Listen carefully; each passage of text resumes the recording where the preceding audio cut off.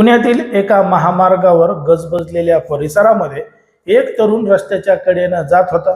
आजूबाजूला भरपूर लोक होते, परिसर गजबजलेला होता आणि त्या परिसरामध्ये एक तरुण रस्त्याच्या कडेला जात असताना त्याच्या बाजूला एक 4 व्हीलर गाडी येऊन थांबते, त्या तरुणाला पकडते आणि त्याचं अपहरण करून त्याला गाडीमध्ये बसून घेऊन फरार होते।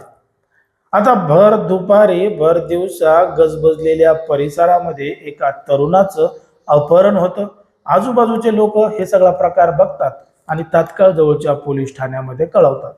आता पोलीस या संपूर्ण प्रकरणाचा तपास करतात की एका तरुणाचं नेमकं अपहरण कशामुळे झालेलं आहे, हे अपहरण नेमकं कोणी केलेलं असू शकतं, त्याचं कारण नेमकं काय असू शकतं, त्या तरुणाचा कोणासोबत पूर्ण पहिला जुना वाद आहे का, कोणासोबत काही आर्थिक देणं घेणं आहे का, किंवा इतर याला काही कारणं आहेत का, हे पोलिसांनी तपासून जेव्हा पाहिलं तेव्हा मात्र या संपूर्ण प्रकरणामध्ये घडलेलं होतं आणि दडलेलं होतं एक धक्कादायक प्रकरण, धक्कादायक घटना।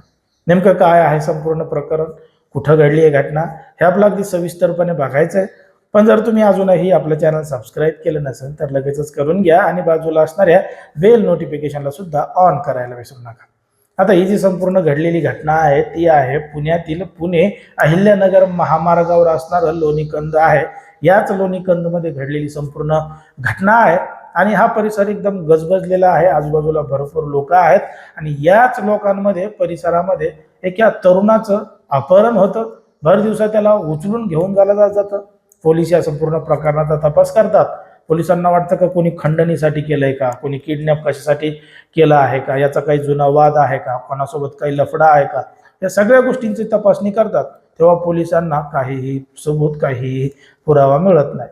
परंतु जेव्हा पोलीस अधिक तपास करतात की तेव्हा समजतं की या तरुणाचं अपहरण एका 27 वर्षीय तरुणीनं केलं आहे आणि त्या तरुणीनं त्याचं अपहरण फक्त एका कारणामुळे केलं आहे। ते कारण म्हणजे त्या 27 वर्षीय तरुणीला, महिलेला या तरुणासोबत लग्न करायचं होतं आणि तिच्यासोबत लग्न करण्यासाठीच त्या तरुणीनं त्याचं अपहरण करायला लावलेलं होतं।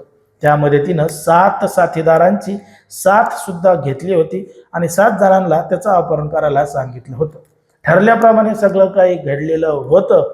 परंतु जेव्हा पोलिसांनी या संपूर्ण प्रकरणाची चौकशी केली, तपास केला, तेव्हा त्या तरुणीसह 7 जणांना पोलिसांनी ताब्यात घेतलेलं आहे आणि हे धक्कादायक प्रकरण समोर आलेलं आहे। एकीकडं पोरांना लग्नासाठी पोरी मिळत नाहीयेत, एकीकडं नवऱ्या मिळत नाहीयेत, काही जण नवऱ्या विकत आणतायत, विकत आणलेल्या नवऱ्या टिकत नाहीयेत, त्या सुद्धा पळून जात आहेत। काही जणांची याच लग्नाच्या माध्यमातून मोठ्या प्रमाणात आर्थिक लूट होत आहे। तर दुसरीकडं एका तरुणीनं लग्नासाठी दुसऱ्या तरुणाची थेट अपहरण केलेलं आहे आणि त्यालाच पळून नेण्याचा प्रकार घडला आहे।